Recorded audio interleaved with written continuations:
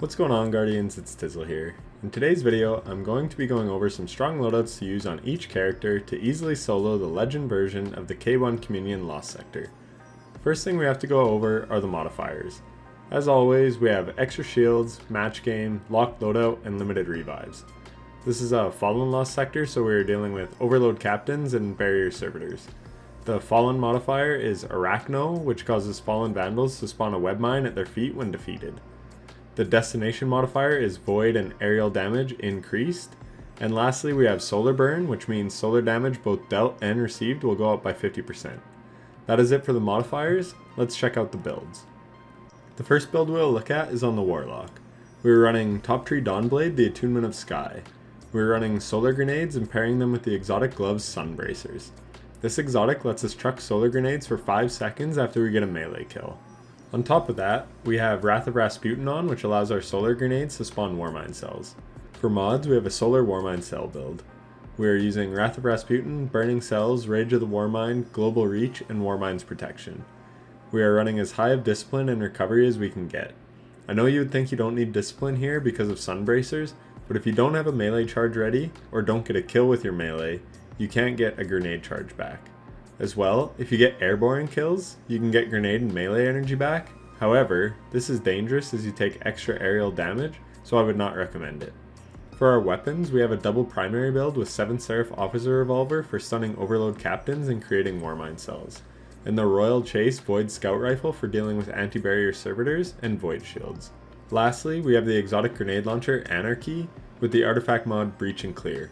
What we can do is stick a champion with Anarchy, and if we kill it with our Officer Revolver equipped, then we can spawn a Warmind cell. Lastly, we have grenade launcher ammo finders, reserves, and scavengers, just so we don't run out of ammo. That is it for the build. Let's check out the run. In the opening room, we want to get a melee kill and then spam grenades.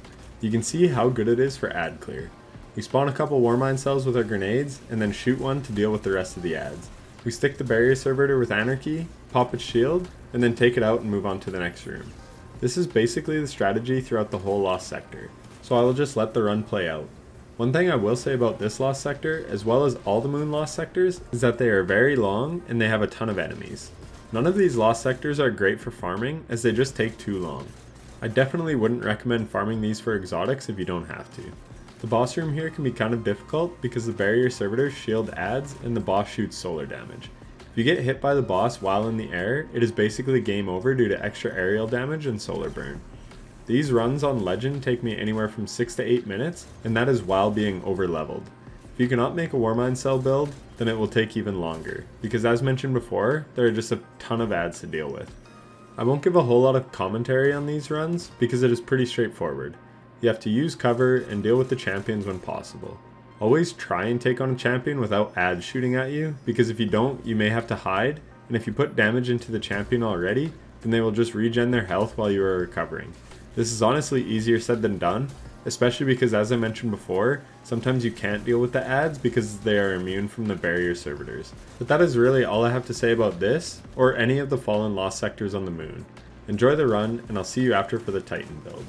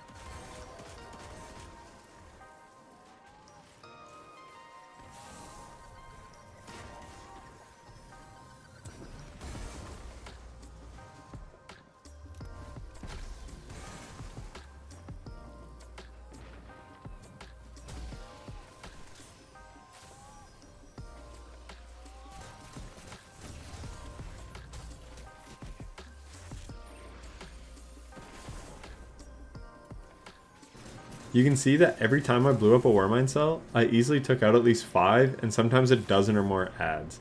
So as I said before, I can't recommend Warmind cell builds enough. But now, let's check out the Titan build. For this build, we are on Bottom Tree Sunbreaker, Code of the Siegebreaker. We have the exotic chest piece Hollowfire Heart, which reduces our ability cooldowns when you have your supercharged. A very valuable exotic in my opinion, and it's one of my favorites. We have a full solar Warmind cell build on, similar to the last build, but instead of Warmind's protection, we have Fireteam Medic to heal us when we blow up a Warmind cell. We also have solar damage resistance on for survivability. Lastly, we once again have grenade launcher ammo finders, reserves, and scavengers. For our loadout, we are using a True Prophecy with Time Payload for Overload Hand Cannon. Time Payload or Explosive Payload allows you to stun an Overload Captain in 2 shots instead of 4. That being said, I would recommend the 7 Seraph Officer Revolver here because it shoots faster and can spawn Warmind cells. But I am trying to give you other suggestions in case you don't have certain weapons. We have the exotic hand cannon Ariana's Vow for dealing with barrier champions, and with solar burn on, it hits extra hard.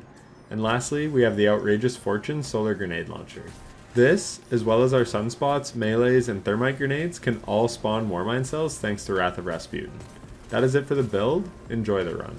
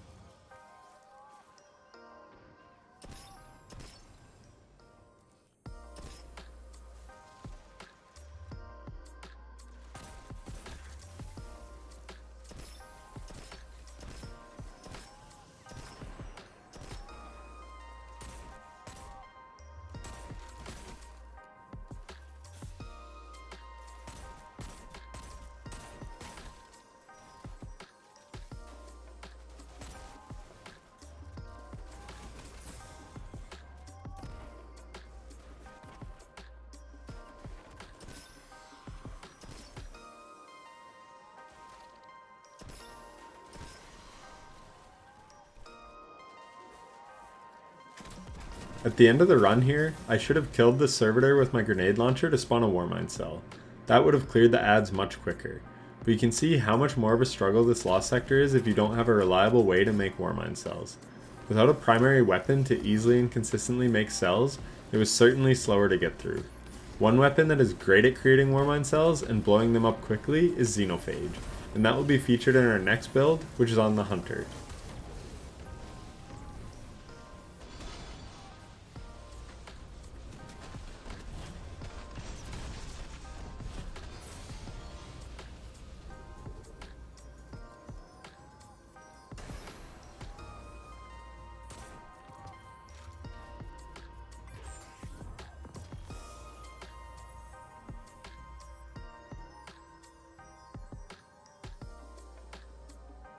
For this build, we are on Top Tree Night Stalker, Way of the Trapper.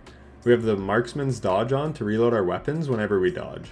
And we have 100 mobility in the exotic chest piece 6 Coyote, so that we are never without a dodge for very long. We have the same Warmind cell build as the Warlock with Warmind's protection. I would actually recommend taking burning cells off and putting on Fireteam Medic for the burst of healing. Wrath of Rasputin will still allow you to make Warmind cells with Xenophage, and Rage of the Warmind will provide the solar damage to allow you to chain Warmind cells. We had machine gun reserves and finders on to keep Xenophage ammo topped up, but I didn't have enough energy for scavenger mods, which is why I have grenade launcher scavengers on, because I was just too lazy to take them off or change them. I also kept on a cloak with breach and clear despite not having a grenade launcher on, but you could run double bomber on your class item instead to get more grenade energy whenever you dodge, and we dodge a lot, so that would definitely help. For our weapons, we have the Fatebringer with explosive payload for stunning the overloads, and we have the Pleiades Corrector Solar Scout Rifle for dealing with the barrier servitors. Lastly, as mentioned, we have Xenophage for taking out the champions and to spawn Warmind cells. That is it for the build. Enjoy the run. One thing that would be great on this build is the artifact mod Warmind's Decree, which allows void splash damage to create Warmind cells. We could use our vortex grenades on this build to spawn cells. The reason I never put that on is because for some reason, Bungie does not want you to have too many artifact mods and wants to limit your build creativity by charging you a ton of glimmer to reset your artifact. And I'm sorry, but I was not about to reset my artifact for just one build. I am simply too cheap. I really hope that Bungie reworks resetting the artifact and just allows players who have plus 25 artifact power to be able to unlock 25 artifact mods. They already cost energy, so it wouldn't break a single thing. But that is a discussion for another day. But if you do have that mod unlocked on your Hunter, definitely run it here.